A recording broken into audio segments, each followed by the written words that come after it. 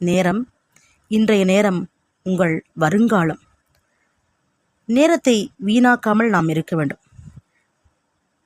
நேரம் பொன் போலவும் தங்கம் போலவும் மதிக்கப்பட வேண்டும்.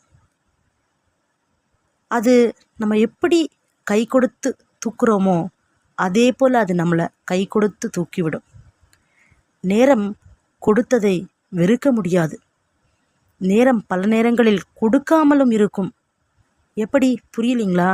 நாம் கொடுத்தால் அது நமக்கு திரும்ப கொடுக்கும். நேரத்தை நாம் கொடுத்தால் நேரமானது நமக்கு திரும்ப கொடுக்கும். நாம் சரியாக கொடுக்கவில்லை என்றால் அது திரும்ப நமக்கு எதுவுமே கொடுக்காது.